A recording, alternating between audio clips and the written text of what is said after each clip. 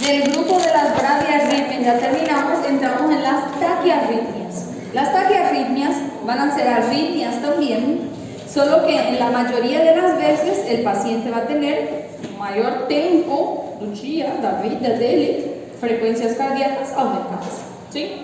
Y se considera taquiarritmia permanente o taquiarritmia irreversible cuando él mantiene una frequência cardíaca mayor a 150. Aqui eu posso falar que ele tem uma taquiarritmia permanente. Existe un tipo de taquiarritmia que también le vamos a conocer como taquiarritmias temporales.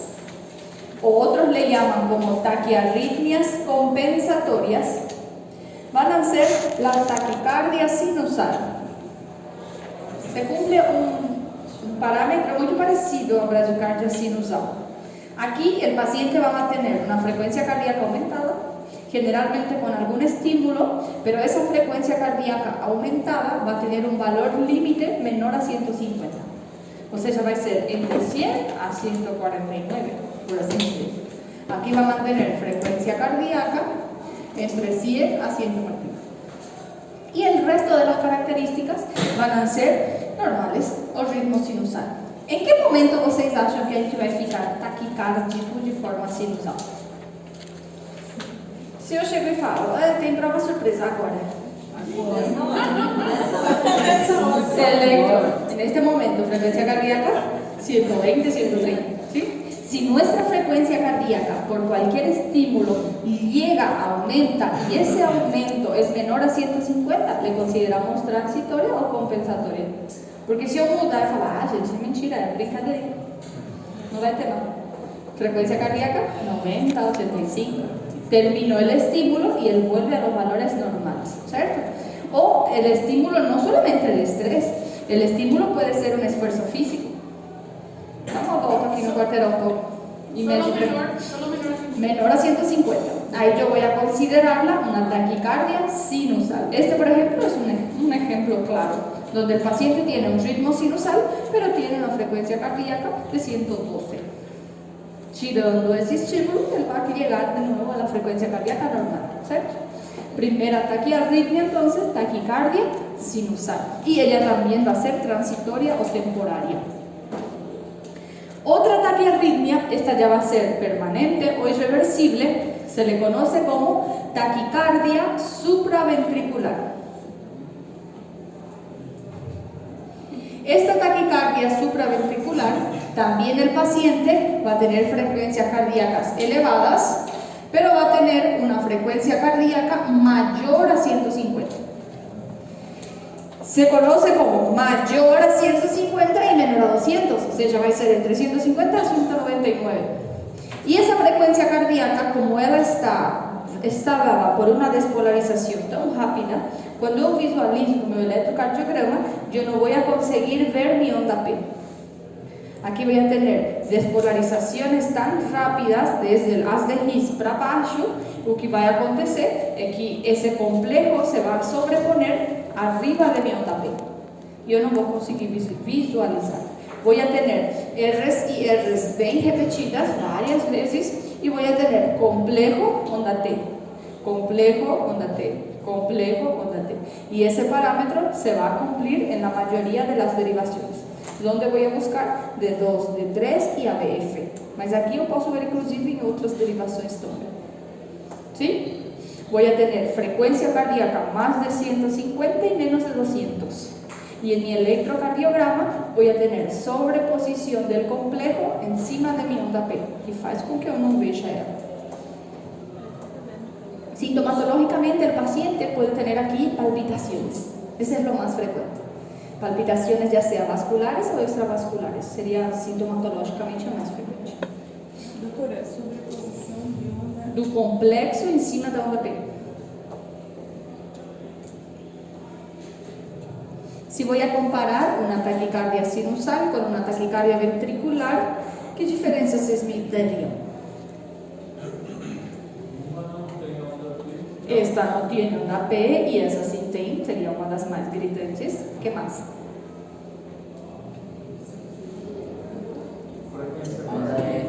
Frecuencia cardíaca aquí. voy a tener menos de 150, aquí más de 150. Esa puede ser transitoria y esta va a ser permanente. Esta puede ser asintomática y esta tiene palpitación. O sea, todas esas diferencias puedo encontrar entre una taquicardia sinusal y una supraventricular. ¿Dúvidas aquí? Fácil ainda. Vamos aquí. Después de la taquicardia supraventricular tenemos otra taquiarritmia, que sería la fibrilación auricular.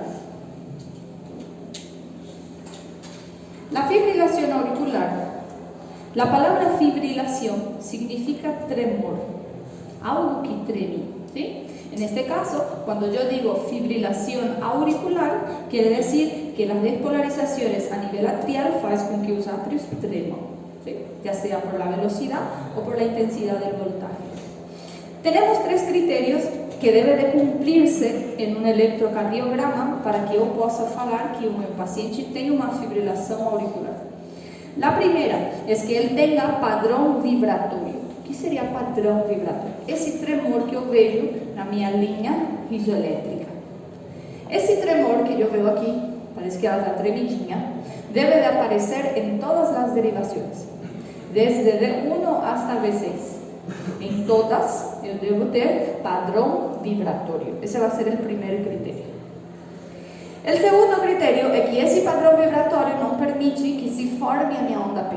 E aqui literalmente não se forma. Eu vou ter tentativas de formação de onda P, mas nenhuma eu posso falar que tem a morfologia de uma.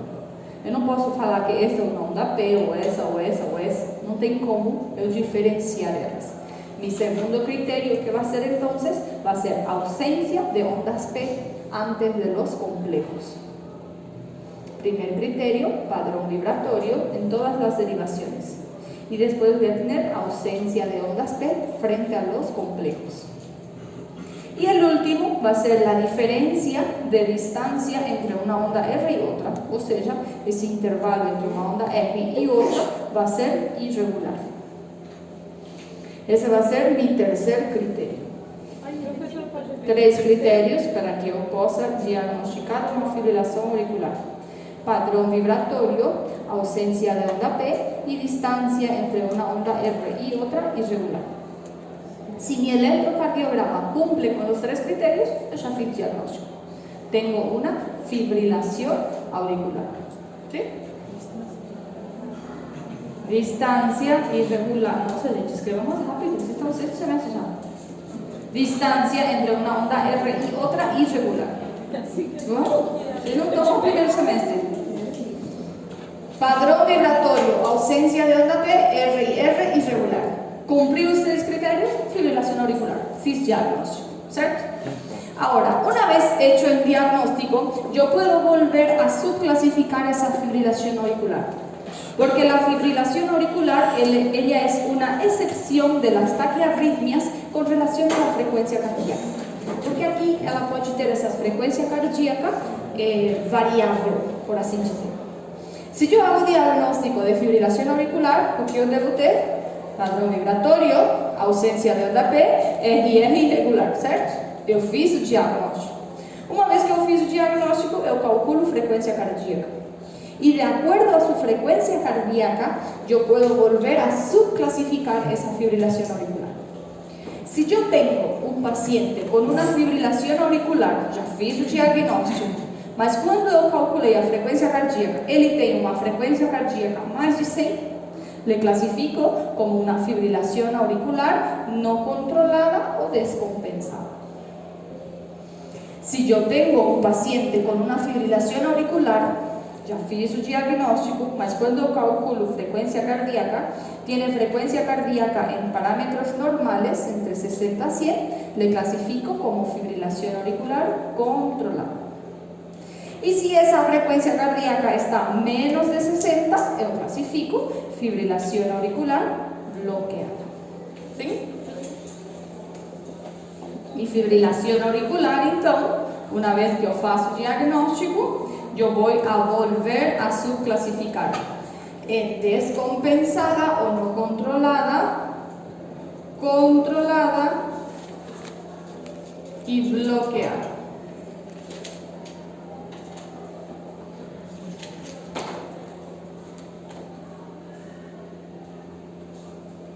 Aquí tengo frecuencia cardíaca aumentada, frecuencia cardíaca normal y aquí frecuencia cardíaca disminuida. Una vez que eu fiz o diagnóstico, classifiquei em compensada, descompensada ou bloqueada, posso continuar clasificando. Dijimos que una fibrilación auricular debe de cumplir con 3 padrões: padrón vibratorio, ausencia de onda P y distancia de RR irregular, ¿cierto? Y ese padrón vibratorio, ella puede tener 2 características. Eu posso ter un padrón vibratorio grande y un padrón vibratorio pequeño, que es lo que vamos a conocerla como padrón vibratorio grueso y padrón vibratorio fino. ¿Cómo sería un grueso? Cuando esa fibrilación que eu vejo, esse padrão vibratório é maior que 2 quadradinhos pequenos. Amplitude, né? Quando tem uma altura em voltaje maior que 2 quadrados pequenos, vou classificarla como padrão vibratório grueso. E se tem um padrão vibratório menor a 2 quadradinhos pequenos, menor a 2 milímetros, voy a clasificarla como padrón vibratorio fino.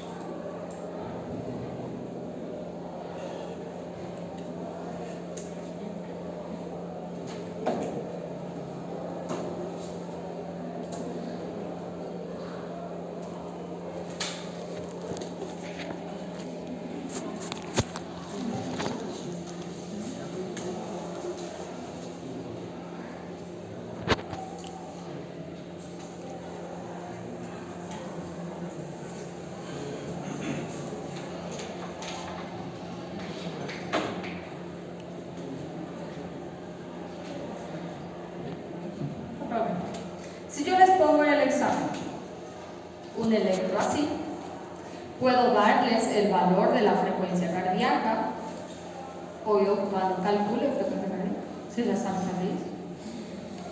Acho, né? Vamos supor, vocês calcularam muito bem e les dio este valor. E aqui vocês calcularam e deu esse valor. ¿Qué diagnóstico tiene? Responda, diagnóstico aquí, diagnóstico aquí. Este vale un punto y este vale un punto. Descompensado. Descompensado aquí. Fibrilação descompensada. A fibrilación, entonces, fibrilación auricular descompensada fina. Si coloco aquí descompensada, voy a colocar do lado. ¿Quién? Yo las veo. ¿Sí? Aquí, fibrilación auricular compensada gruesa. Si cambio esto, y aquí les pongo 51. Bloqueada aquí. ¿Yo? Fibrilación auricular bloqueada fina. Nombre y apellido. Nome y sobrenome. A gente viu várias classificações e estamos viendo las arritmias que son más fáciles y más frecuentes.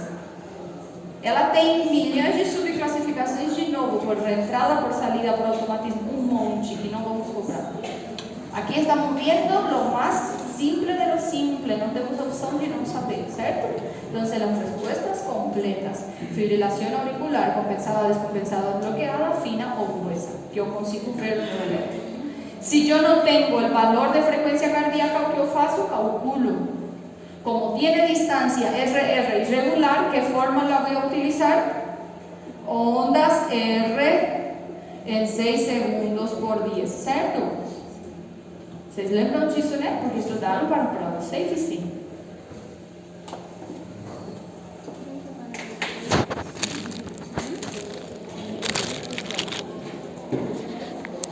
Después de la fibrilación auricular, voy a tener otra arritmia, que generalmente es una complicación de mi fibrilación.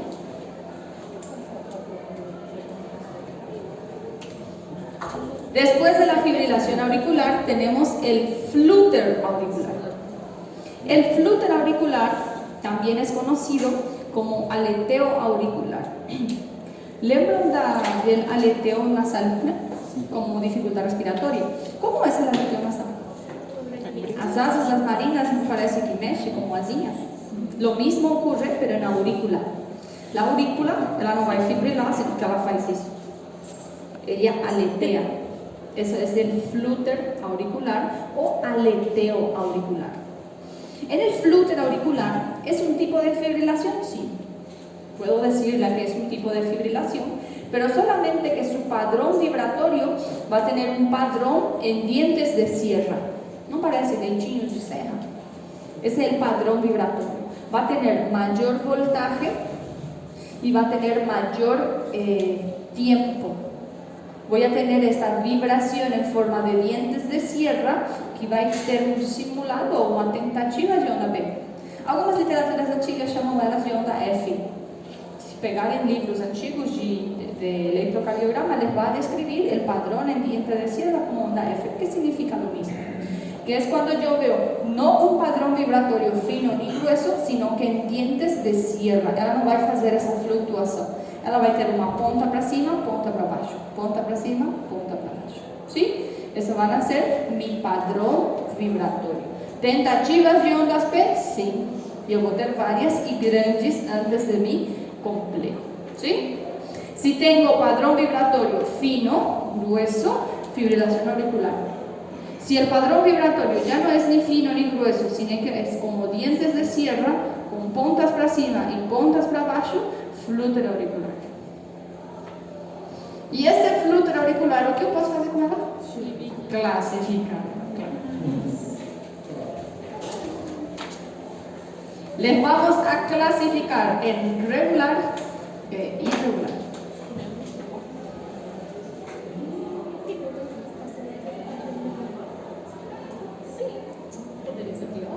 Vamos a hablar de infarto o no? Claro. El flúter auricular puedo volver a clasificarla en regular e irregular. ¿Cómo vamos a hacer eso? Vamos a contar la cantidad de dientes de sierra entre un complejo y otro.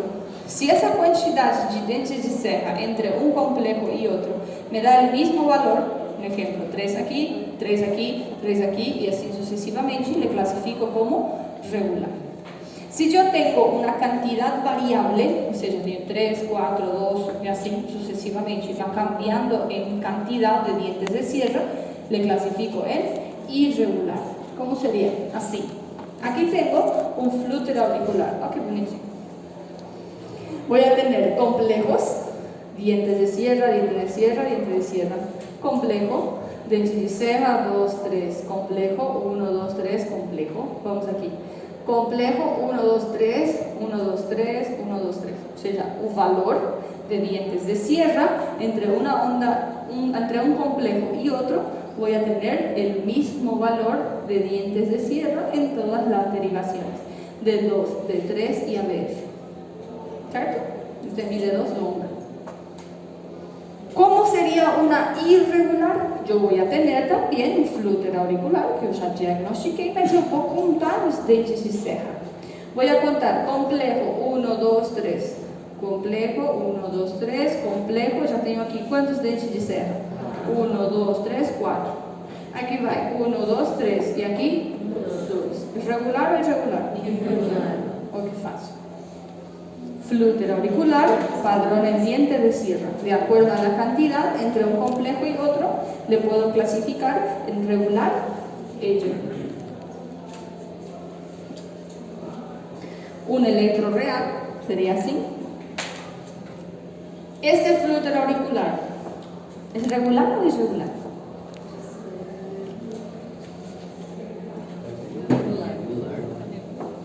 De 2, de 3 ABF.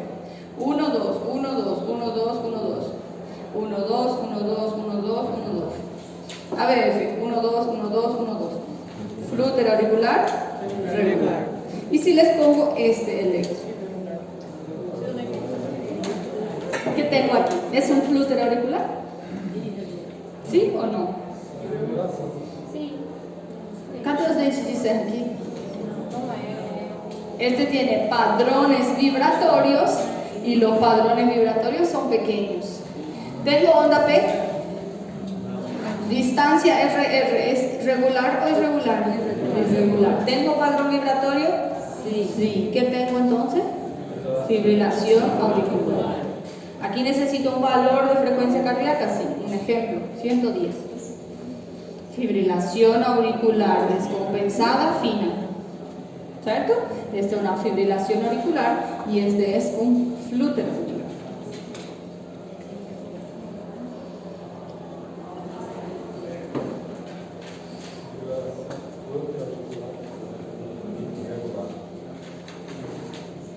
Si voy a comparar una fibrilación auricular con un flúter auricular, ¿qué sería la diferencia? El padrón vibratorio.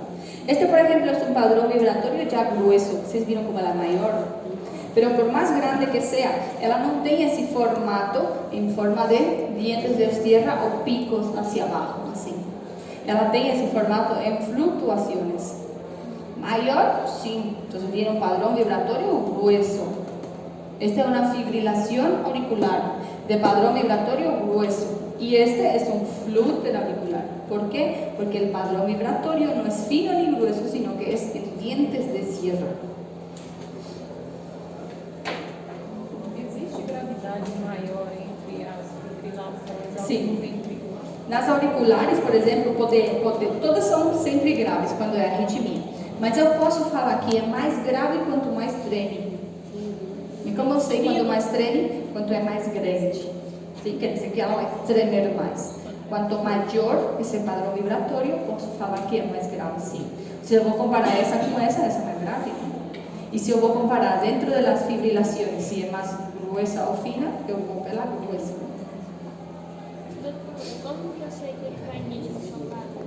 Como? Da fibrilação? No, en las auriculares nenhuma va a ser chocable, porque el paciente está consciente.